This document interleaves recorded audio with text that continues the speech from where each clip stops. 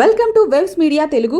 నడింపాలెం గ్రామంలో స్వచ్ఛ రథం పర్యటించింది. ఈ కార్యక్రమంలో గ్రామ పంచాయతీ సెక్రటరీతో పాటు గడ్డిపాటి పద్మారావు, గింజుపల్లి సుబ్బారావు, మాజీ సొసైటీ అధ్యక్షుడు చిన్నకొండ్రుపాడు సుబ్బారావు, మంద రవి, వెంకటేశ్వరరావు మరియు గ్రామ ప్రజలు పాల్గొన్నారు.